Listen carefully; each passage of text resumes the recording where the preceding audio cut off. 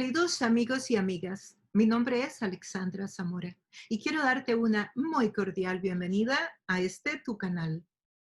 Quisiera invitarte para que te suscribas en este canal y también para que le des un like ahí en la campanita. Así que vamos a estar compartiendo un tema más de interés para nuestro diario vivir.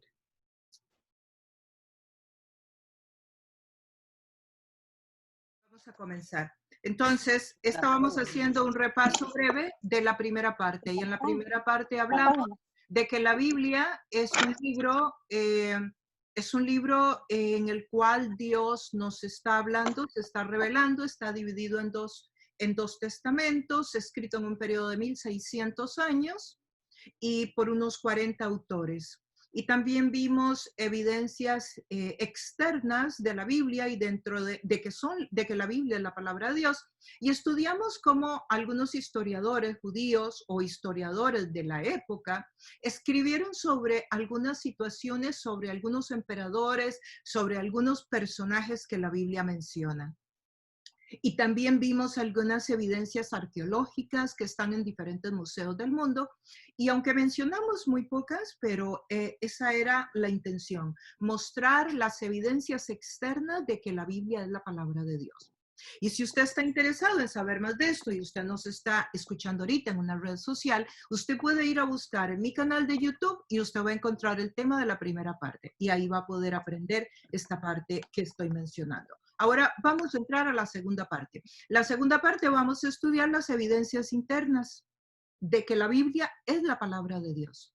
Y también vamos a estudiar un poquito sobre cuál es la diferencia entre inspiración, revelación, iluminación en el mundo espiritual, bíblico. También vamos a estar tratando de comprender o estudiar un poquito por qué Dios escribió la Biblia y también por qué Dios trajo a Jesús y cuáles fueron las intenciones de la Biblia, de escribir la Biblia. Todo eso vamos a estarlo estudiando hoy. Así que entonces, sin más, vamos a compartir pantalla, vamos a ir a buscar la presentación, a ver si la podemos encontrar. Y vamos a ver por dónde quedamos en nuestra presentación. Vamos a ver si lo encuentro por acá. Ya esto lo vimos. Aquí quedamos, creo. Así que vamos entonces a comenzar con esto. Déjenme poner esto acá un minuto. Muy bien. Entonces, ¿cómo saber si la Biblia es realmente la palabra de Dios? Es el tema que nos está ocupando hoy y estamos en la segunda parte. La primera parte usted la puede buscar ahí en el canal de YouTube y ahí va a poder ver la primera parte. Vamos a ver, evidencias internas. Tenemos muchas evidencias internas de que la Biblia es la palabra de Dios. Son muchísimas, les voy a mencionar unas cuantas y luego vamos a ver en la Biblia unas dos o tres, porque son muchísimas las evidencias internas que hay. No podríamos irnos a todos, se nos llevaría todo el día, lo cual es muy positivo. ¿Por qué es positivo? Porque, bueno, tenemos muchas garantías de que la Biblia es la palabra de Dios. Por ejemplo, aquí podemos leer algunas de ellas. Vemos que está en columnas, el acontecimiento a la izquierda, la profecía, cuando se dijo que eso iba a suceder en el Antiguo Testamento, y luego el cumplimiento de esa profecía que está ya en el Nuevo Testamento. Que nacería de una virgen, es una de ellas. Eso se profetiza allá en Isaías y se cumple en Mateo. Que es nacido, que Jesús sería nacido en Belén, que se asesinaron niños después de que el Mesías iba a nacer. Eso está profetizado en el libro de Jeremías, que cuando el Mesías naciera, matarían a muchos niños para buscarlo, porque querían matar al Mesías, entonces matarían a todos los niños que estuvieran naciendo en esa misma época. Llamado de Egipto, que lo llamarían de Egipto, que predicó buenas nuevas, noticias buenas, que fue ungido como el Mesías también. Traicionado por un amigo, traicionado por 30 monedas de plata. Eso también está profetizado en Zacarías. Y luego Mateo nos habla de su cumplimiento, que fue azotado, también está mencionado en Isaías, que fueron clavadas las manos y los pies a un madero. Eso también está profetizado en el Salmo y luego se cumple en Mateo. Que echaron suertes sobre su ropa. O sea que cuando él muere, en lugar de romper la ropa o botarla o lo que fuera, se la rifaron, como diríamos en términos de hoy, para ver cuál de todos los soldados se quedaba con ella. Le dieron a beber vinagre con hiel. O sea, algo bien específico, como para que no nos quepa duda. No es como le dieron a beber líquido. No, no, le dieron a beber vinagre con hiel. El Salmo 69 nos dice eso. Y Mateo 27 nos confirma y nos dice cuando lo están matando, cuando ya el soldado llega, que le da a beber vinagre con hiel, precisamente. Ale, ¿y hay alguna, se sabe qué tanto antes fue esto de lo que pasó, por ejemplo? O sea, Sí. ¿Qué tanto antes fue la profecía? Y, ajá, ¿qué tiempo? Sí, tengo el dato también que te lo puedo enviar. No lo puse en esta presentación, pero me parece una muy buena pregunta, Jaime, para agregarlo para el futuro, porque otra gente podría tener la inquietud. Lo único que tendría yo que buscar es cuándo fue escrito el Salmo, por ejemplo, o cuándo fue escrito, en ese momento en que fue escrito, y con eso podríamos saber cuándo se profetizó y cuándo fue que se cumplió. lo Y sabemos creo, que se cumplió todo alrededor de la época de Cristo, pues, o sea, en el año exacto. cero. Claro, porque estas profecías que estoy mencionando o que escogí, hay muchas evidencias internas, Jaime, pero yo escogí las relacionadas con Jesús, precisamente porque eran muchas. Pero, por ejemplo, ya yo en una presentación nueva podría crear otra columna ahí poniendo el año en que se profetizó. Porque Correcto. sí, como tú dices, todas se cumplen Perfecto. en los primeros 100 años, que es cuando Jesús está aquí en la tierra. Ujú. Muy buena pregunta, Jaime. Muchísimas gracias. Y te puedo dar un aproximado, por ejemplo, de algunas que yo recuerdo. Por ejemplo, que fue enterrado como un rico, que lo puedes ver ahí.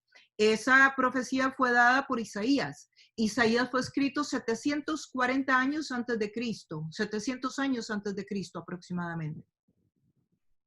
Entonces, estamos hablando de 7 siglos antes de que sucediera. Increíble, claro. Ajá. Traspasado, que fue traspasado. Zacarías nos habla, o sea, que le meten La una, lanza. ¿cómo se llama? Lanza. Una lanza, gracias. Que le meten una lanza. Por ejemplo, que esto no le pasa a los dos ladrones que están al lado de Jesús en la cruz. A ellos no les meten la lanza se la meten solo a Jesús. Por ejemplo, ven la primera que tengo ahí arriba, que no le rompieron ningún hueso. Esta es una profecía que se habla acá, se escribe en el Salmo 34. Estamos hablando como 900 años antes de Jesús. Y, y esta profecía, por ejemplo, ¿por qué se cumple? Que no le rompieron ningún hueso. Bueno, porque se supone que cuando estas personas las crucificaban, la razón por la cual ellos mueren generalmente no era por las heridas de los clavos, ellos mueren porque ellos se ahogan, porque ya ellos no pueden, para tú respirar, imagínate tú amarrado a un palo de estos, a una cruz, tú para poder respirar tienes que hacer como un ejercicio de levantarte un poquito para llenar tus pulmones de aire. Entonces, los muchachos o las personas que crucificaban llegaba un momento donde ya no podían respirar más, porque ya no podían, ya no tenían fuerza para hacer ese ejercicio de respirar, tú sabes, de buscar el aire. Y recuerda que ellos se están apoyando sobre nada, los pies están clavados a un madero. Entonces, no tienen dónde apoyar los pies para poder hacer el ejercicio de respiración. Entonces, en el caso de los que están al lado de Jesús, a ellos les tienen que romper los pies. Cuando Jesús muere, vienen los soldados a asegurarse de que está muerto. Ya es la tarde y al otro día es el día de la Pascua. Y entonces los judíos no quieren que haya ese tipo de muerte, ese tipo de escándalo ahí en la ciudad, cuando al otro día se suponía que ellos celebraban la Pascua, que la Pascua es la celebración de cuando el pueblo de Israel salió de Egipto en el Antiguo Testamento. Cuando el pueblo de Israel sale de Egipto, el día que salen de Egipto, después de que Dios da las 10 plagas, y en la última plaga, ahí es cuando ya ellos salen, el faraón los deja salir y Dios les dice, ustedes tienen que matar un cordero. Y ese cordero lo comen entre toda la familia. Es una forma de festejar, es un símbolo que Dios les pidió que hicieran. Entonces ellos cocinaron ese cordero y Dios les dijo, pero tienen que tomar la sangre del cordero y ponerla en el marco de la puerta. Entonces, cuando hayan hecho esto, entran dentro de la casa y no salen. Y cuando el ángel de la muerte pase, porque todos los primogénitos de las familias egipcias van a morir esta noche, cuando el ángel pase por tu casa, si la sangre del cordero está en el marco de tu puerta, la muerte no entrará a tu casa. Entonces, ellos hacen toda esa celebración. Pues aquí, el viernes que Jesús está muriendo, ese día que Jesús está siendo crucificado, está por iniciarse la Pascua de los judíos, que eso es uno de los cumplimientos más grandes de las profecías que hay. Porque ese cordero que ellos estaban matando en el Antiguo Testamento, Dios se lo pide que lo maten, lo sacrifiquen y lo coman en familia. Es un símbolo de luego Jesucristo, que será el cordero inmolado que quita el pecado del mundo. Entonces, cuando Jesús está ahí en la cruz, los soldados son enviados por los judíos que quieren quitar esos muertos de ahí pronto, antes de que empiece la Pascua, antes de que empiece, porque para ellos tenía que ser todo un ritual muy limpio. Entonces, ¿qué pasa? Los soldados vienen y resulta que en lo que ellos vienen se encuentran que Jesús ya murió. Pero los soldados no. Los soldados, los criminales que están al lado, los muchachos que están al lado. Entonces los soldados a Jesús no le tienen que romper los huesos. A los muchachos del lado sí les quiebran los huesos de los pies para que no puedan respirar más, para que no puedan hacer ese ejercicio que te estaba describiendo, de poder respirar. Pero a Jesús ya había partido. ¿Te acuerdas que Jesús se vuelve uno de los delincuentes de al lado? Le dice, Señor, que yo pueda entrar a tu reino. ¿Por qué te hacen esto a ti? Jesús le dice, es porque tú has creído, tú tienes la entrada al reino de los cielos y hoy estarás conmigo en el cielo. Esta noche. Perdón, dime, Pocha. Sí, dijo, estarás conmigo esta noche. Esta noche, muchas gracias, ¿sí? Entonces, por eso es que el rompimiento de los huesos, entonces, no se da en Jesús. Sí, muy específico, porque, a ver, lo que pasaba siempre es que rompieran los huesos, o que les hubieran roto los huesos a los tres. Los huesos que les rompían eran los de los pies, para que no se pudieran apoyar más en el clavo y no pudieran respirar más. Entonces, tenemos que estas profecías, cada una de ellas tiene un gran significado. Como pudieron ver, solo el de la Pascua es tremendo. O sea, es muy trascendental. Por eso es que en el Nuevo Testamento ya no se tiene que matar un cordero como la expiación del pecado, porque del momento en que ellos salen de Egipto hasta que ellos entran, hasta que llega al pueblo, a Jesús mismo, ellos tenían que matar un cordero una vez al año por el perdón de los pecados del pueblo. Pero ya de aquí en adelante no lo tendrán que hacer más. ¿Por qué? Porque Jesús es el cordero inmolado que quita el pecado del mundo. Por eso en muchas de las reuniones o cuando se toma la cena del Señor o cuando se toma la hostia, se celebra y se dice aquí el cordero, la sangre y el cuerpo del cordero. Y se celebra este momento tan importante que viene a ser la Pascua del Antiguo Testamento y viene a ser la muerte de Jesucristo.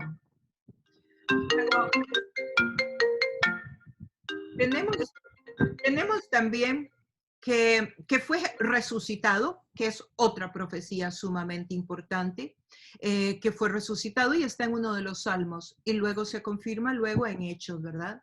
Luego que está sentado a la diestra de Dios, es una más de las profecías. Y yo escogí algunas de estas para que las pudiéramos leer en la Biblia. Les voy a leer la profecía. Por eso el Señor mismo, en Isaías 7:14, por eso el Señor mismo les dará una señal. La Virgen concebirá y dará a luz un hijo y lo llamará Emmanuel. Aquí la profecía es, ¿cuál es la profecía? ¿Qué creen? que Dios les dará una señal, dice. ¿Cuál es la señal? El nombre. La Virgen y La el Virgen. nombre. Las dos cosas, Pocha. Muy bien, muy acertado, Pocha. El nombre, Emanuel, pero también la Virgen. La Virgen. Ajá, que sería virgen. La mujer que coincidiría al Hijo de Dios sería virgen. ¿Okay? Y además que se llamaría Emanuel. Que lo que significa se diría Dios con nosotros, ¿no? Que significa Dios con nosotros. Sí, excelente, Alejandro. Eso significa Emanuel, Dios con nosotros. Ajá. Y esta profecía se la dio Dios entonces a Isaías. Pero quiero decirles algo muy interesante, que cuando Dios le da a Isaías esa profecía, la mujer de Isaías está embarazada y Dios está profetizando sobre el hijo de la esposa de Isaías. Y eso es lo que se llama una profecía de doble cumplimiento. Y bueno, no lo voy a meter en ese lío porque ya eso hay que estudiarlo un poco más a profundidad, cómo saber cuándo es de doble y cuándo es de triple. Pero esa es una profecía de doble cumplimiento. Es en el momento Dios le está hablando a Isaías el profeta y le está diciendo que eso es lo que pasará también con el Mesías, con el Salvador del mundo. Y luego, ¿dónde vemos el cumplimiento? En Mateo 1:18. Dice, el nacimiento de Jesús, el Cristo, fue así. Su madre, María, estaba comprometida para casarse con José, pero antes de unirse a él, resultó que estaba encinta por obra del Espíritu Santo. Yo quiero que por un momento ustedes se vayan a la historia, se vayan al primer siglo. Primero, María era una niña que podría tener entre 13 y 14 años. Esa era la edad en que las mujeres se casaban y tenían niños en aquella época. Ellos están viviendo en un pueblito pequeñito donde posiblemente no había más de 60 personas. Su madre María estaba comprometida para casarse con José, pero antes de unirse a él resultó que estaba encinta. Por un momento piensen en todo lo que podría haber pasado en la cabeza de María, en la cabeza de José, en la cabeza de los papás, en la cabeza de todas las personas del pueblo. ¿Qué ustedes creen que le podía suceder a María? Algunos de ustedes conocen un poquito la historia y recordarán qué pasaba con una muchacha que quedara embarazada y que no estuviera casada. ¿Cómo la apedreaban? La mataban a pedazos. Claro. Exactamente, la mataban a pedradas. Entonces, eso se lo digo solo para que tengan una idea de este contexto, para que se puedan imaginar un poco cómo era la situación. O sea, el susto de esta muchachita. Además, ¿cómo esta muchachita le van a ir a decir a su futuro esposo que está embarazada? Y el ángel se le aparece a ella, pero no se le aparece a José. Qué lío, ¿no? O sea, totalmente una situación bien interesante, ¿verdad? Y de mucho para reflexionar. Y esto pues nos da a entender a nosotros que María y José tenían que ser personas que fueron escogidas muy bien. Que María tenía que ser una mujer, un gran ejemplo. Además, imaginémonos la santidad de María, la consagración de esta muchacha para que Dios la escoja, para que sea la que va a traer al Salvador del mundo.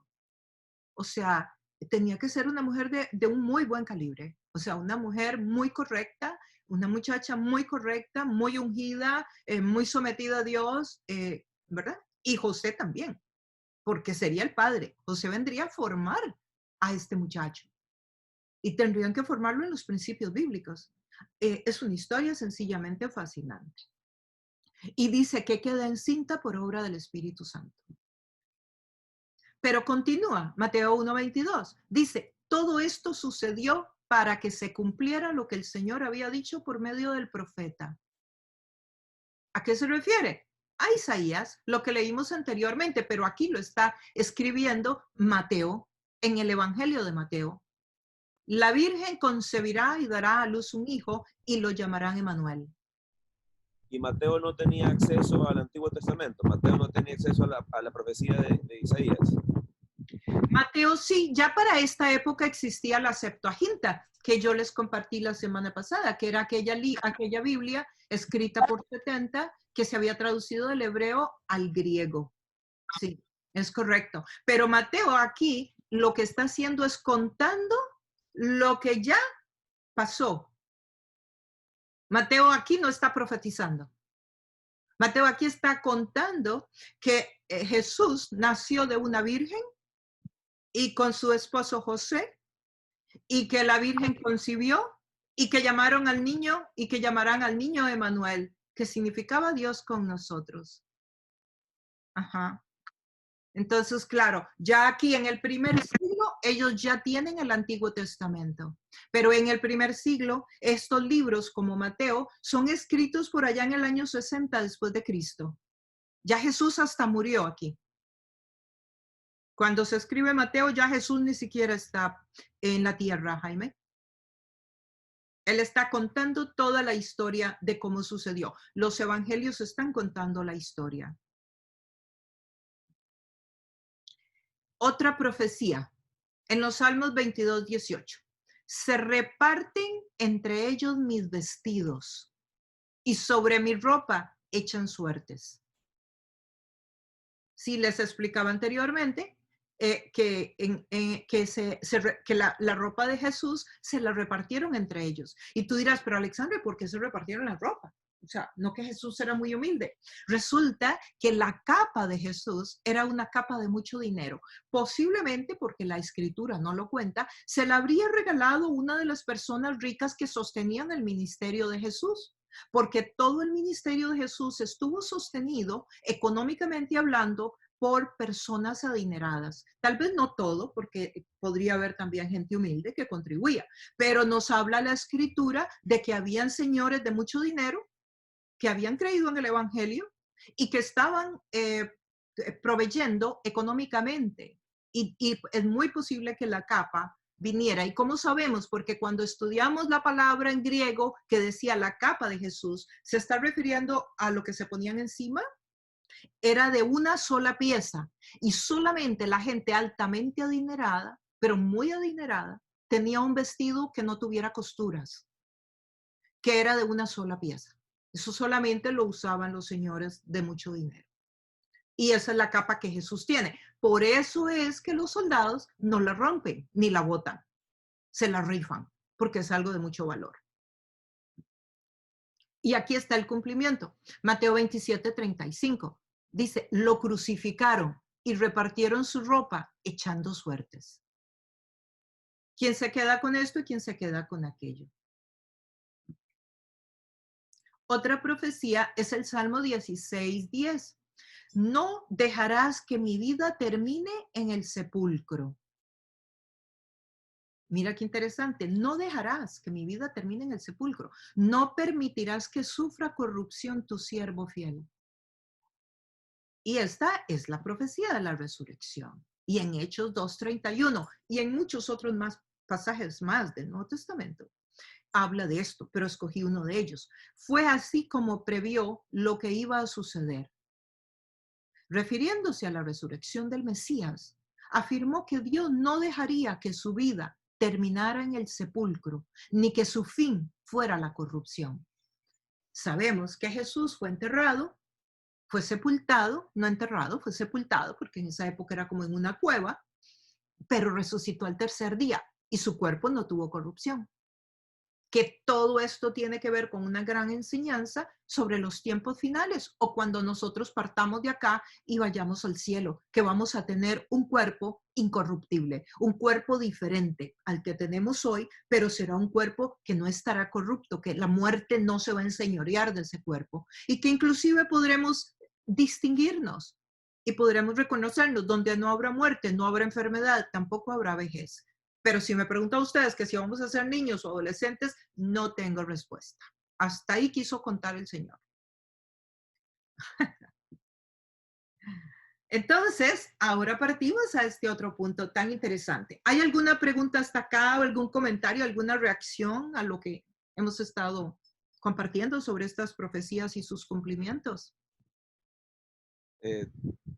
Me parece que, si bien es cierto, las pruebas externas fueron bastante evidentes, esto de las internas me llama casi que más la atención porque está escrito en el mismo libro y de nuevo por gente hasta con el mismo idioma. Ahorita lo de la piedra y lo de la corrupción.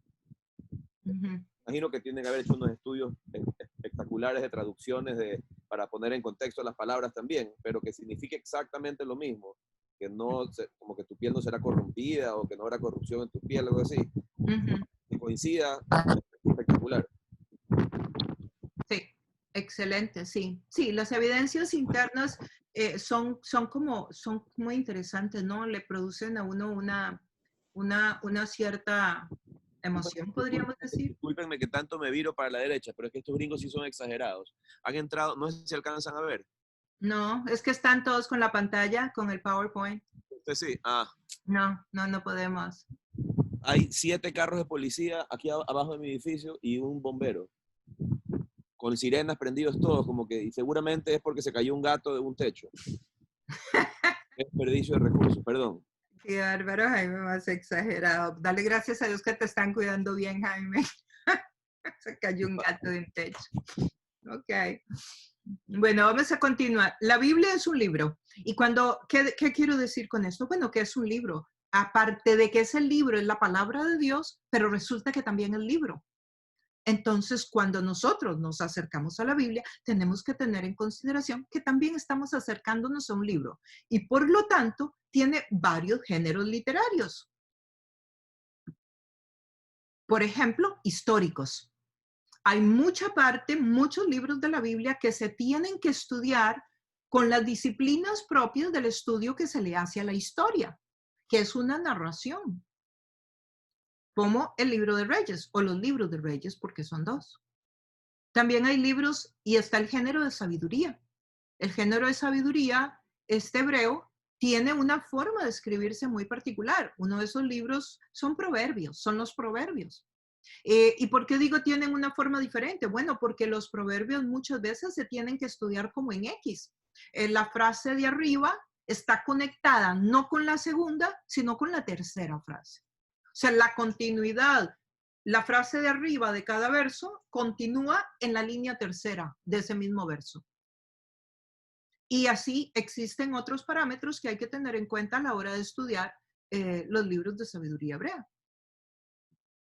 Los evangelios. Bueno, ¿por qué? Porque los evangelios, por ejemplo, son un género literario y nosotros tenemos los evangelios sinópticos. ¿Qué significa sinópticos? Sinópticos significa que tenemos 4 evangelios y que los 4 evangelios son contados, escritos por diferentes hombres, con una personalidad diferente, con un estilo diferente, pero están contando todos la misma historia. Todos están viendo lo mismo, pero lo están escribiendo desde su perspectiva, desde su historia, desde su mismo ser, desde su propia personalidad. Y voy a poner un ejemplo. Por ejemplo, el Evangelio de San Marcos. Cuando nosotros leemos el Evangelio de San Marcos, vamos a notar que a Marcos le encantaban los milagros. Entonces, Marcos en todo el Evangelio pone todos los milagros. No se le pasó un solo milagro. Él todos los escribió. Sin embargo, si nosotros vamos, por ejemplo, al Evangelio de San Juan fue sumamente meticuloso, pero el énfasis de San Juan no eran los milagros, eran contar las obras compasivas de Jesús, era otra parte completamente diferente. Entonces, cada uno de ellos tiene una perspectiva completamente diferente. San Mateo, San Marcos, San Lucas, San Juan. Lucas era un médico de profesión. Entonces, el hebreo de Lucas es mucho más refinado, es muchísimo más exquisito, pero muchísimo más. Además de que Lucas es un gran historiador y está escribiendo aquí el Evangelio. Y bueno, ¿por qué digo que es historiador? Porque Lucas es también el que escribe el libro de los Hechos. Entonces, aquí está escribiendo el Evangelio de Lucas. Entonces, imagínense a un médico que está acostumbrado, por decirlo de alguna forma, a manejar el bisturí, lo meticuloso que es a la hora de escribir lo que él vio, la experiencia que él vivió. Ahora, estos 4 hombres, los 4 evangelios, cuentan una historia y les quiero poner una analogía para que puedan visualizar mejor.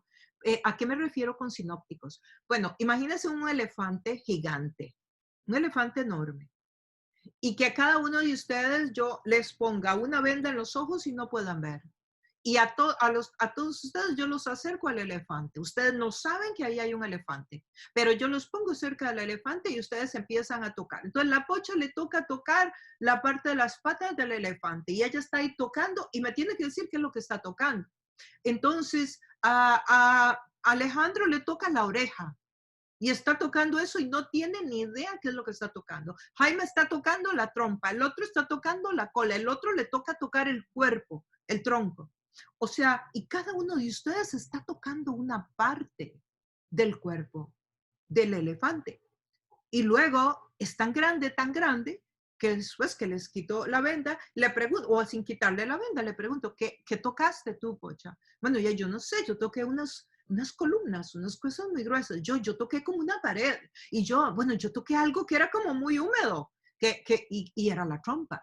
Sí, cada uno va, de esa misma manera es como cuando estudiamos los evangelios, los ponemos juntos. Por ejemplo, yo tengo libros que son los evangelios sinópticos. Entonces yo leo los 4 evangelios al mismo tiempo. Entonces el mismo pasaje, yo miro a ver qué escribió Lucas, qué escribió Juan, qué escribió Mateo. Y así es como tengo una historia muchísimo más completa. También tenemos la poesía, que de nuevo, la poesía es totalmente exquisita y es muy diferente. Por ejemplo, el Salmo 119, que es una poesía bellísima, es el salmo más largo de todos los salmos, que los salmos son 150, y el Salmo 19 es el más largo. Es una poesía acróstica.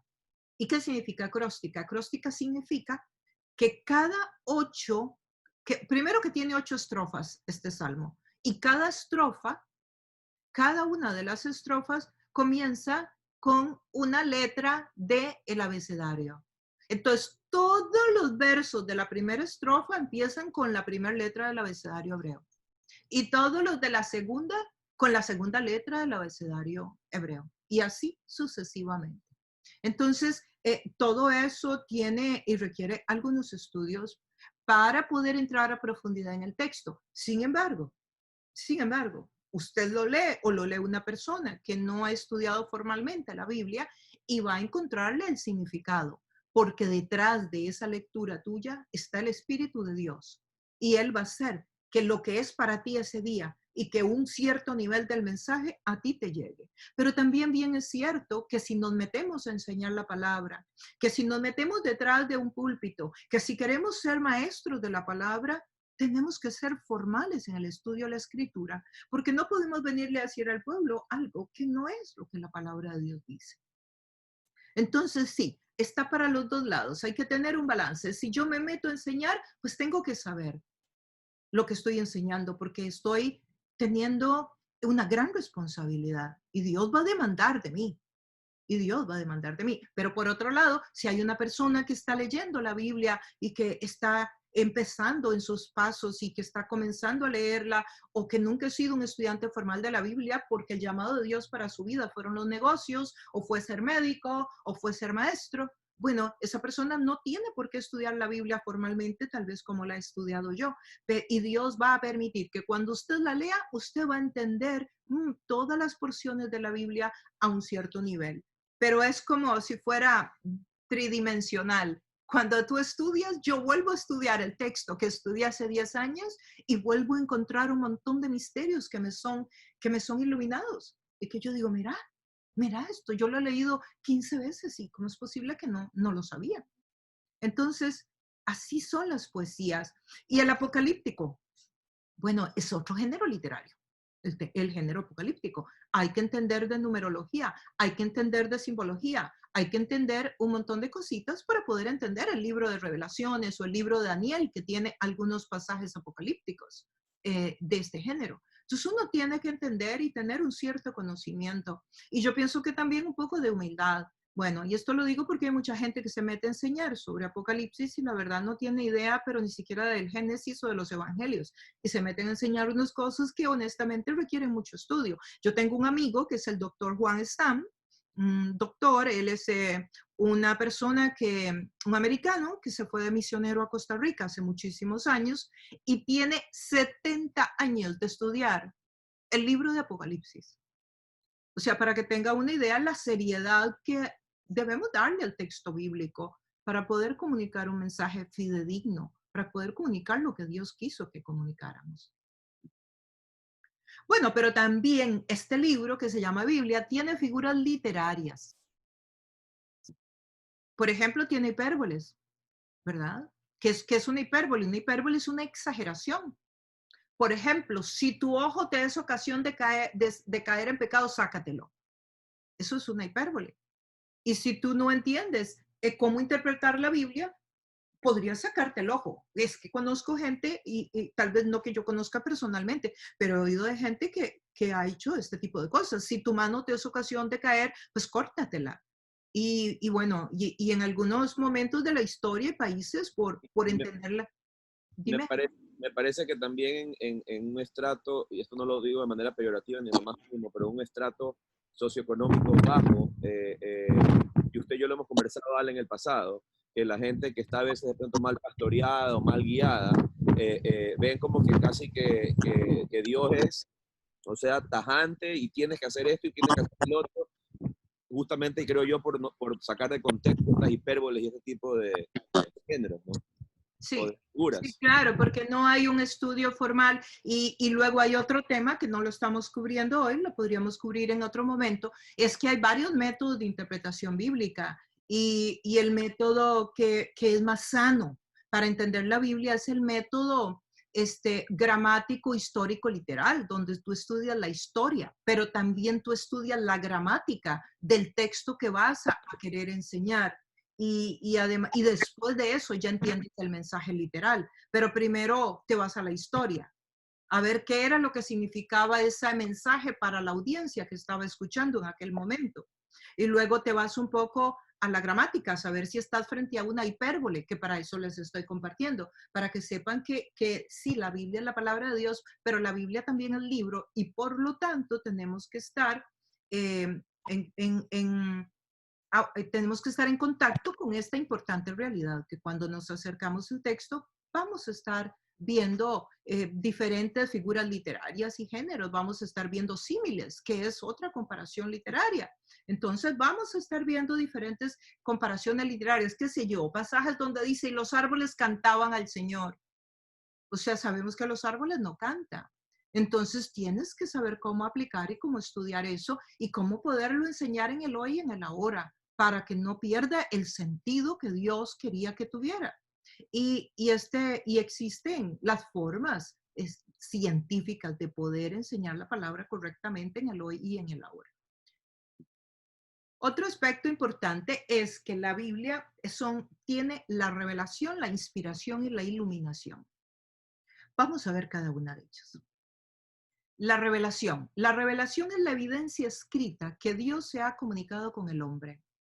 Hebreos 1:1 dice, Dios, habiendo hablado muchas veces y de muchas maneras en otro tiempo, a los padres por los profetas. Cuando dice los padres se refiere a los patriarcas, a los padres de la iglesia. O sea, y que les habló de muchas maneras, porque les habló por sueños, les habló por visiones, les envió los profetas, les habló de muchas maneras. Entonces, habiendo hablado muchas veces y de muchas maneras, en otro tiempo, a los padres, a los patriarcas, por los profetas, a través de los profetas, en estos postreros días, Dios nos ha hablado por el Hijo. En estos postreros días, ellos están aquí en el primer siglo. Ahora Dios nos ha hablado por el Hijo, ¿verdad? Eso es la revelación.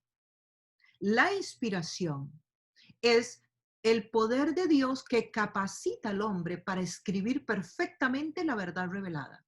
Esa verdad que es el Hijo, que fue revelada, ahora Dios le da la inspiración divina, porque esta no es la inspiración tuya o mía, es la divina, la inspiración de Dios, para que ellos pudieran escribir exactamente la verdad que Dios quería revelar.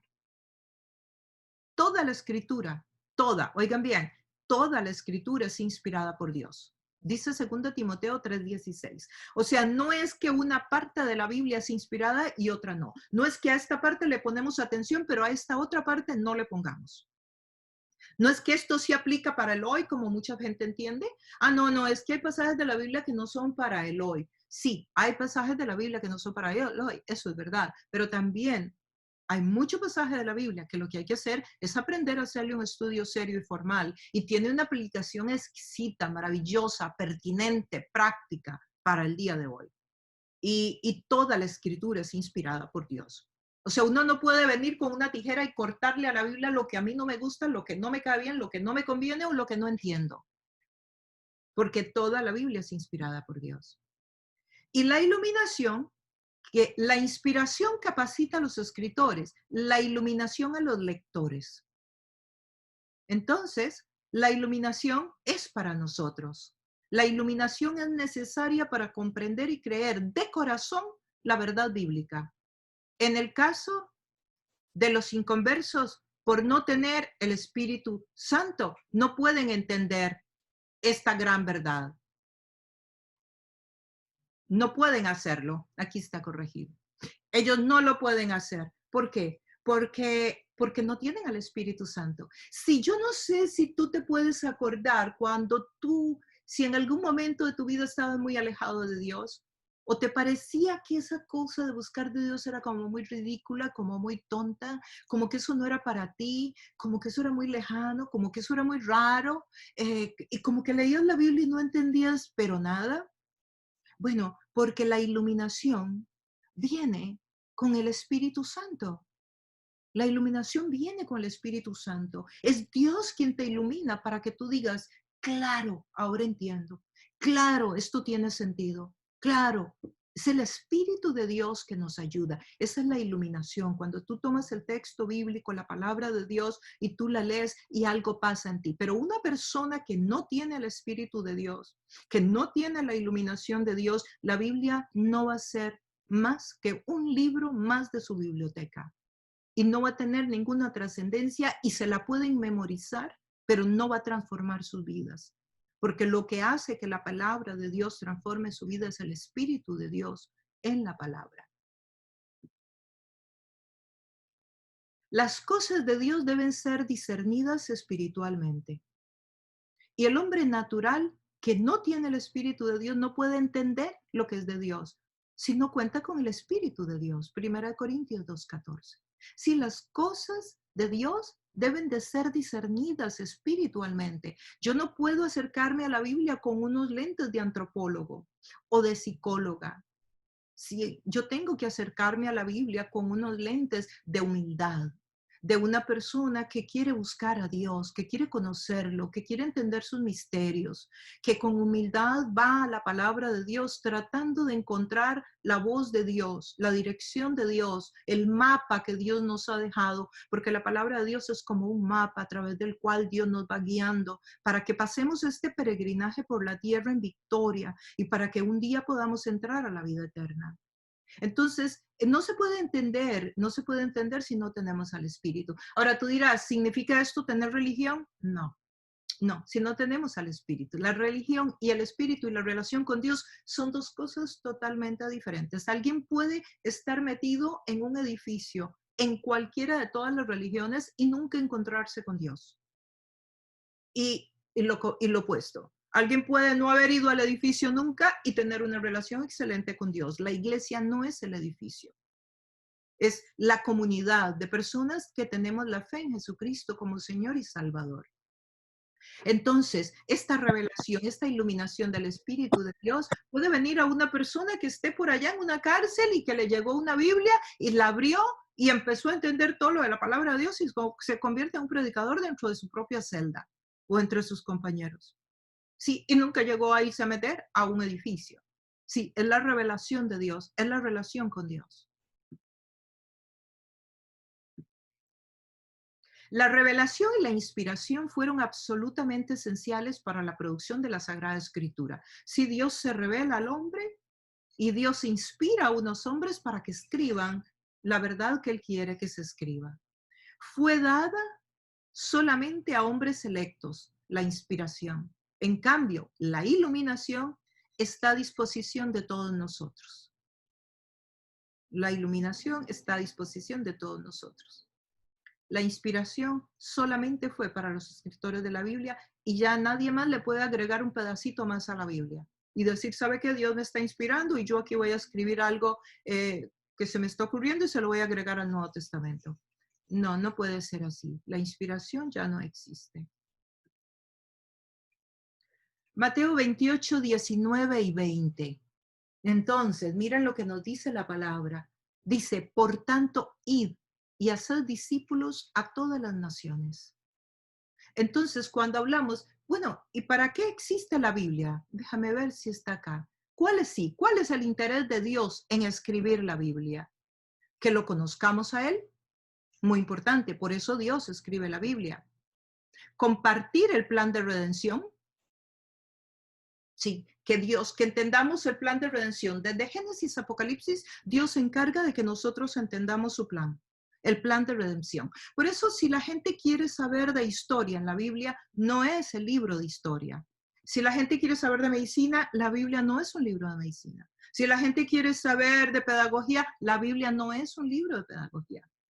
Si de finanzas, no es de finanzas. La Biblia es un libro donde Dios escribe su plan de redención para la humanidad.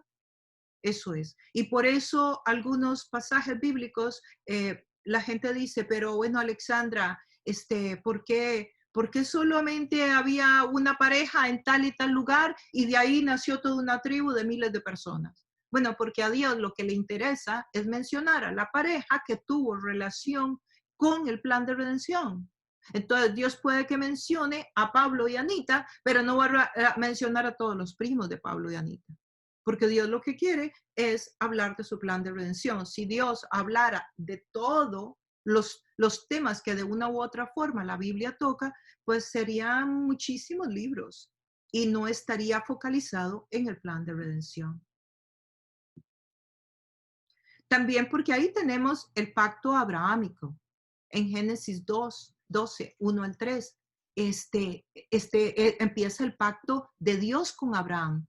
Todo comienza ahí. En Génesis 12, Dios, después de que crea todas las cosas y hace toda la creación, viene y habla con Abraham y hace un pacto con Abraham, en el cual le propone a Abraham que sea bendecido. Dios le promete bendecir a Abraham y le promete bendecirlo con descendencia, con dinero, con bendición económica. Todo eso que Dios le está dando a Abraham es para todas las naciones de la tierra. Abraham está representando a las naciones de la tierra. O sea, Dios quiere bendecir al hombre con descendencia, con finanzas, con bienestar. Y toda esa bendición empieza en lo que se llama el pacto, que es como un contrato. Pero sí, la palabra pacto creo que lo revela bien. Un pacto que Dios hace con Abraham.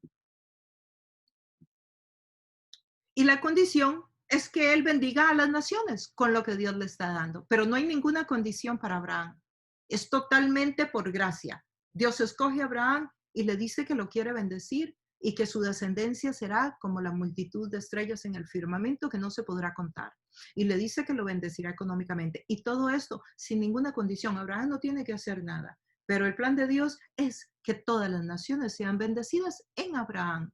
Por eso Abraham es el padre de la fe, porque Abraham le creyó a Dios, ahí le creyó a Dios desde Génesis, y todavía Jesús no había nacido. Y ya Abraham viene a ser el padre de la fe, porque Abraham cree sin haber visto. Abraham cree en Dios por fe. Y por eso es padre de la fe, porque cree por fe, no porque vio. Dios entrega esta noticia al pueblo de Israel. En el momento en que Dios le da a Abraham esta bendición, Dios le está entregando esta noticia de la fe a Abraham y por lo tanto a Israel, porque luego Dios forma a Israel. Génesis 12, 1, 3 dice, el Señor le dijo a Abraham, en ese tiempo se llamaba Abraham, después Dios le llama Abraham. Deja tu tierra, tus parientes y la casa de tu padre y vete a la tierra que te mostraré. O sea, aquí está Abraham en su casa, con su familia, con su pueblo, con todos los sirvientes, con todo lo que él tenía. Y Dios le dice, deja tu tierra. O sea, deja lo que tienes. Deja tus parientes y la casa de tu padre, porque los hijos vivían con los padres aunque tuvieran esposa y familia. Y todos vivían juntos como en comunidades. Y vete a la tierra que yo te mostraré. Es que ni siquiera sabe Abraham para dónde va. Y haré de ti una nación grande. y te bendeciré y haré famoso tu nombre y serás una bendición. Si no es que Abraham tiene que bendecir, sino que Abraham será una bendición. Ya él llevará la bendición consigo mismo. Y esto es todavía lo que Dios sigue esperando de cada uno de nosotros. Que Él nos bendice para que nosotros bendigamos a otros. Que Dios está con nosotros y es un regalo de parte de Dios. Porque no hay nadie, ni tú ni yo, que seamos tan buenos y tan buena gente y que hagamos tantas obras de caridad. No hay nada que tú y yo podamos hacer que pague la entrada al cielo o la salvación. La salvación es un regalo del Señor. Es gratuita como lo fue para Abraham. Sigue siendo gratuita en el día de hoy. Tan gratuita es que para mucha gente es muy difícil creer que no hay que hacer nada. Las obras, las buenas obras, el bendecir a los demás, el hacer lo que hacemos para otros es un producto de nuestra relación con Dios. Pero eso no nos va a hacer que entremos o no entremos al cielo. Nosotros entramos al cielo porque creemos que Jesucristo es el Señor. Y como una consecuencia, como un gesto de agradecimiento por la salvación que ya está en nosotros, ahora hacemos buenas obras. Pero no son las buenas obras las que nos dejan entrar al cielo. Para entrar al cielo y tener vida eterna es Jesucristo, la cruz, la muerte y resurrección de Cristo. Creer que Jesús murió en la cruz por mí es lo que me da la salvación. No lo que yo pueda hacer, porque ningún hombre tiene tanto dinero o puede hacer tantas obras buenas como para pagar la entrada al cielo, porque de todas formas no está a la venta. Y nadie puede entrar si no ha creído en Jesucristo, que murió y resucitó entre los muertos. Y nos dice el 3 de Génesis 12. Bendeciré a los que te bendigan y maldeciré a los que te maldigan. Por medio de ti serán bendecidas todas las familias de la tierra. Esta es una bendición para todas las familias de la tierra. A través de Abraham, a través de la fe, del creer por fe. Dios prometió bendecir a las naciones del mundo. La bendición final decretará el perdón de los pecados y el gobierno del reino glorioso del Mesías en la tierra. Y esa será la bendición final de las naciones. ¿Por qué Dios envía a Jesús? ¿Por qué? El pueblo de Israel fue sumamente etnocentrista y se quedó con la noticia de la salvación. Si el pueblo de Israel no compartió la noticia de la fe, la noticia de la salvación, era muy para ellos. Todo lo que hacían era para ellos, era muy hacia adentro, era una fuerza muy, se llama esto en el mundo de las misiones, muy centrípeta, hacia adentro. Si todo era para nosotros, todo es para nosotros, todo es para mí. Todo era para el pueblo de Israel. No compartían, no era para afuera. Sin embargo, hay personas en el Antiguo Testamento que creyeron por fe. Algún día podemos estudiar ese tema. Pero no fue porque el pueblo de Israel fue y les compartió. No. El pueblo de Israel no llena las expectativas de Dios en cuanto a aportar el evangelio. Sino no hicieron eso que Dios quería para que todas las naciones fueran bendecidas. No lo llega a hacer. Para pasar las buenas noticias del pueblo de Israel a los gentiles. Para eso vino Jesús. Tú me dices, ¿para qué vino Jesús, Alexandra? Jesús vino para tomar de las manos del pueblo de Israel las buenas nuevas y pasárselas a los gentiles. Pasarla a todos los demás. Para que el evangelio siguiera corriendo a todas las naciones. Y eso lo tenemos en Hechos 14.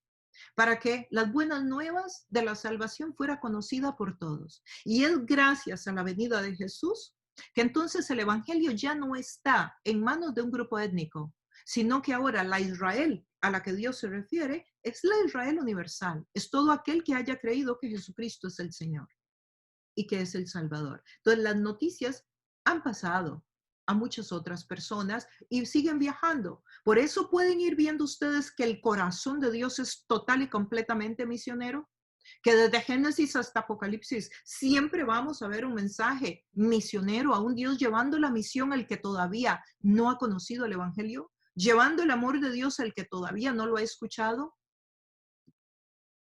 para que las buenas nuevas sean llevadas a todas las naciones. Aquí nace lo que se llama la Gran Comisión. La Gran Comisión, así la llama Jesús, así está en los evangelios, que está en Mateo 28, Para esta razón existe la iglesia. La gran comisión es cuando el Señor dice que cuando ya el Señor va a resucitar, Jesús muere, resucita el tercer día, camina unos días con los apóstoles y luego en un lugar, Él asciende a los cielos. Ahí, antes de ascender a los cielos, les dice, es mejor que yo me vaya, porque si yo me voy, descenderá el Espíritu Santo. Hoy yo estoy aquí con ustedes, pero él no dice esto, yo lo explico. Estoy limitado a un lugar geográfico. Donde Jesús estuviera, ahí estaba Dios. Pero él dice, es mejor que me vaya porque desciende el Espíritu Santo. Claro, ¿por qué? Porque ahora el Espíritu Santo ya no está limitado por un lugar geográfico. Jesús estaba limitado por un cuerpo. El Espíritu Santo no tiene un cuerpo físico. El Espíritu Santo está dentro tuyo y dentro mío. Entonces ahora todos llevamos a Dios en nuestro corazón. Llevamos a Dios adentro nuestro. Y Jesús ahora puede estar en todas partes y en todas partes al mismo tiempo y en todas partes está entero. Eso se llama la inmanencia de Dios, que en todas partes está y además de que está en todas partes está entero. No es como que el dedito está en el corazón de Jaime y una oreja en el de Pocha y bueno, y un pedacito de pelo en el mío. No, Jesús está entero dentro de Jaime, dentro de la Pocha, dentro mío, dentro de Michelle, dentro de María Jesús, dentro de cada uno de nosotros. Está Jesús. Entonces, la Biblia nos habla, el mensaje de la Biblia es sobre las buenas nuevas del reino de Dios. Sí, cuando Jesús va a ascender y ya va a subir, les dice, es mejor que mande al Espíritu, que yo vaya para que baje el Espíritu, pero también se vuelve y les dice, y ahora yo los mando a que llevéis por todo el mundo, en que vayáis a todas las naciones y prediquéis este evangelio del reino. Sí, eso es lo que se llama la gran comisión. Ir y llevar el amor de Dios a todas las naciones, a que otros lo conozcan. No dejárnoslo para nosotros como hizo el pueblo de Israel. Entonces, ¿cuál es el mensaje de la Biblia? Las buenas nuevas del reino. Dios ha invadido este reino para traer su reino, porque este no es el reino de Dios. Este reino se establece con la caída de Adán y Eva. No es el tema que nos ocupa hoy, pero en algún momento lo podemos estudiar. Dios ha invadido este reino para traer su reino. Si ven la palabra reino tiene una connotación de gobierno. Se refiere a Dios reinando. Y cuando Jesús viene, Jesús vence a Satanás, porque este es su reino. En la cruz lo vence. Vence el pecado y vence la muerte. Y ustedes dirán, ¿cómo hace Jesús esto? Bueno, vence a Satanás porque en la cruz del Calvario él derrotó todos los poderes de las tinieblas. ¿Por qué? Porque él nunca pecó. Y eso era una de las cosas que tenía que pasar, que él fuera hombre, pero que también era Dios, pero que en su condición de hombre no pecó, pero fue tentado en todo, pero no pecó. Y cuando dice la gente que Jesús fue tentado y que cayó, falso, totalmente falso. La Biblia dice que Jesús nunca pecó, pero fue tentado en todo. Y él ahí vence a Satanás en la cruz del Calvario. ¿Por qué? Porque él es el Cordero inmolado, porque él muere sin pecado, sin haber pecado.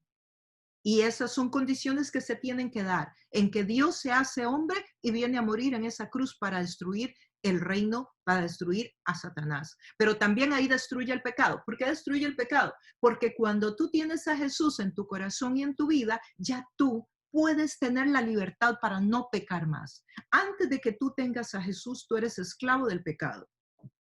Tú eres una persona que sencillamente va a estar pecando y va a ser imposible que dejes de pecar. Es en la palabra de Dios que nos dice que Jesús destruyó el pecado. Entonces la cruz nos hace libres para que ahora nosotros podamos decidir no pecar más. Por eso es muy importante que una persona tenga a Jesús en su corazón, porque es solamente ahí, cuando sí tendrás lucha entre la carne y lo espiritual, y sí tendrás tentaciones, pero tú puedes vencerlas. Siempre vas a poder obedecer a Dios.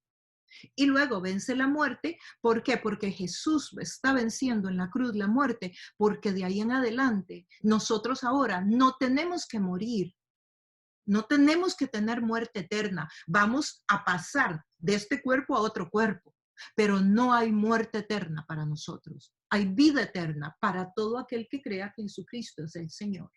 que murió y que resucitó entre los muertos. Entonces, el reino de las tinieblas está siendo destruido, vencido.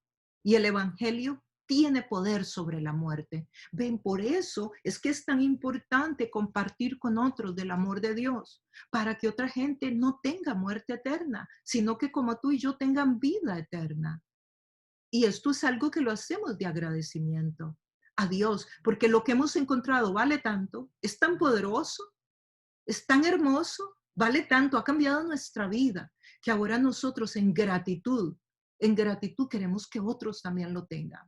Y desde luego generalmente comenzamos por nuestro círculo de amigos, de familia, gente que amamos, ¿no? Porque es lógico, es la primera gente que está en nuestra lista emocional o afectiva. Pero debemos llevarlo a todas las naciones. Las implicaciones son eternas, es tener eternidad.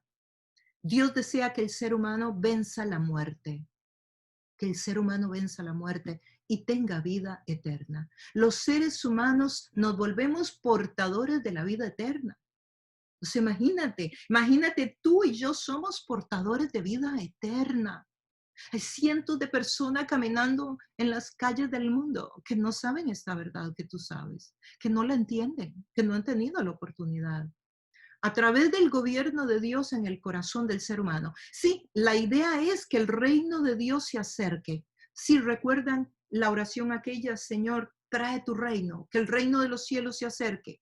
¿Por qué? Porque es acá donde nosotros, el gobierno de Dios, nosotros recibimos el gobierno de Dios. El gobierno de Dios se establece en nuestro corazón, pero eso no es mágico. No es como que voilà, ya sucedió. No, es el trabajo nuestro de someter nuestra voluntad a Dios, de obedecer a Dios primero que a nosotros mismos. ¿Y cómo lo vamos a hacer? Conociendo la palabra, porque al conocer la palabra sabemos qué es lo que Dios quiere de nosotros y entonces vamos practicando la obediencia. Al principio nos va a costar, vamos a caer, vamos a flaquear, pero llegará un día donde empezamos a caminar con más libertad y llegará otro día donde ya corremos en la fe.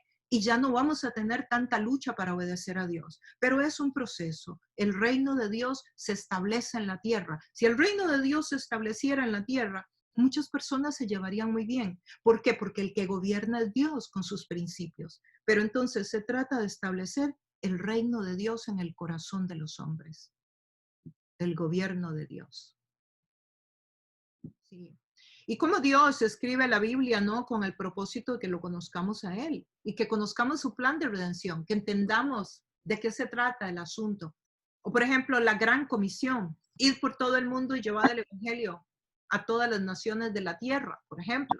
Que ese es el punto central. Jesús antes de subir a los cielos, eso es lo que dice, ir y llevar el evangelio a todas las naciones de la tierra. Y convertir este reino, que no era reino, en su reino. Además, qué tremendo, ¿no? Sí, Ah. en su reino. Claro, y eso es y esa es la idea, ¿verdad? Cuando hablamos de llevar el evangelio o de compartir con otros, es porque a la persona creer en Jesús, a través de un proceso de la lectura de la palabra, del conocer la palabra, el reino de Dios se establece en ese corazón. Y esa persona luego va a comunicar eso a otra persona y a otra persona y a otra persona. Entonces ya esa comunidad completa va a tener el reino de Dios en su forma de pensar, en la toma de decisiones, en su comportamiento. Entonces, si eso sucediera, pues ya no tendríamos delincuencia, tampoco tendríamos pobreza. O sea, un montón de cosas no tendríamos si tuviéramos. Entonces, el concepto de reino es fascinante. Es profundísimo el tema del reino en teología. Esto algún tiempo yo no lo conocía hasta hace un mes que hablé con Alexandra de este tema, porque si no, sí podría resultar un poco injusto para la gente de poca creencia decir, ¿por qué si el ladrón se arrepiente en el hecho de su muerte y ha hecho mal toda su vida y yo vengo haciendo bien toda mi vida, yo me voy a ir al mismo cielo que el ladrón? ¿Me explico?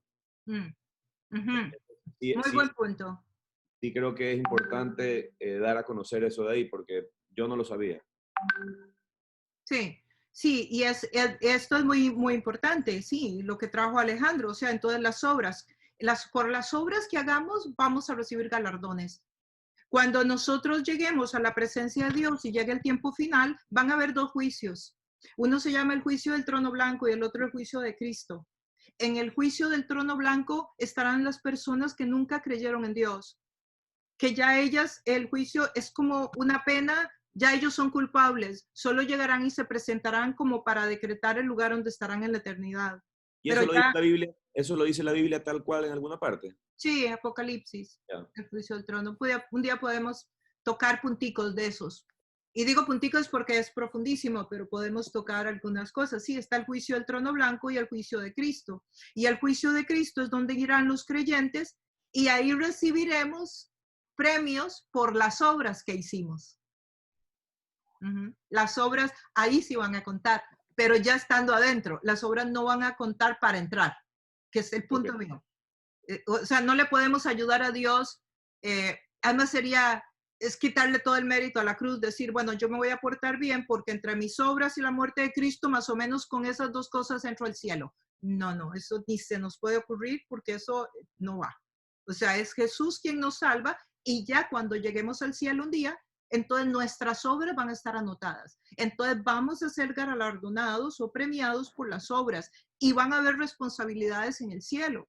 Y en esas responsabilidades que tendremos, nos serán dadas de acuerdo a nuestras obras, a lo bien que hicimos aquí en la tierra, etcétera. Entonces, las obras sí van a contar. Alejandro, muy buena tu pregunta. Las obras van a contar como un premio al final de los tiempos.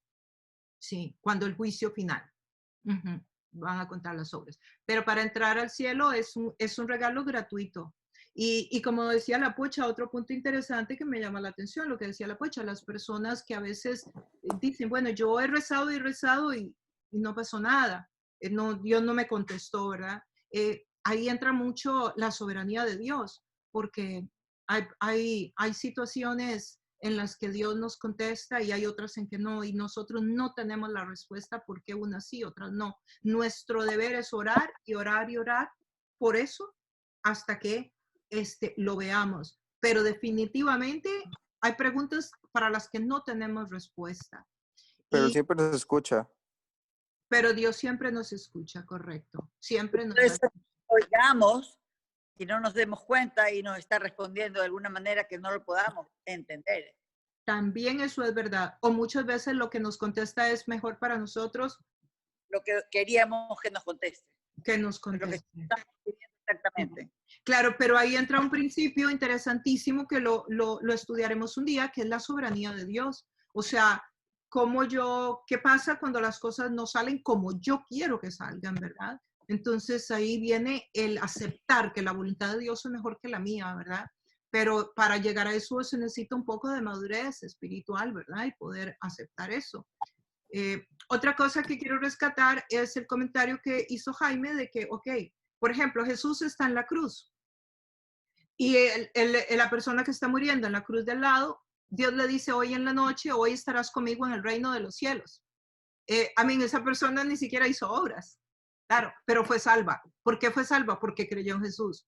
Sí, las obras no nos llevan al cielo. Tal vez es el punto que para mí es de mucha trascendencia, porque el recibir la salvación como un regalo de Dios es importantísimo, porque inclusive va a hacer que uno sea más agradecido. Cuando uno cree que uno ayuda a Dios para entrar al cielo, le está quitando méritos a la cruz, está muy, muy, muy fuera de lo que dice la Biblia. Entonces, es muy importante el reconocer eso. Y bueno, la próxima semana continuaremos con otro tema, también ya más interesante. Este tema de hoy era necesario, aunque no sea apasionante, pero era necesario porque todo lo demás que yo pueda compartir, si usted no cree que la Biblia es la autoridad de Dios, va a dudar de las otras cosas que les enseñe. Porque usted podría dudar, tal vez no, pero tal vez sí. En cambio, ya habiendo puesto esta plataforma, el día de mañana yo les muestro algo que está en la palabra de Dios, desde luego, no algo que yo pienso, algo que está en la Biblia, y entonces tú dices, bueno, es que la Biblia lo dice, no es Alexandra, no es que a ella se le ocurrió, porque yo te lo voy a enseñar en la Biblia. Y también esto nos ayuda a nosotros a saber por qué tenemos que leer la Biblia. Como decimos en mi país, para que nadie te eche cuento, para que nadie te maree con una historia que no es bíblica. Entonces, porque uno tiene que conocer a Dios, uno. Sí, no, Dios no tiene, dicen por ahí algunos, Dios no tiene nietos. O sea, ¿verdad? O sea, que alguien llegue a Dios porque el otro No, tiene que ser usted y su relación directa con Dios. Usted como hijo, ¿verdad? Eso. Bueno, vamos a terminar con una oración, como siempre.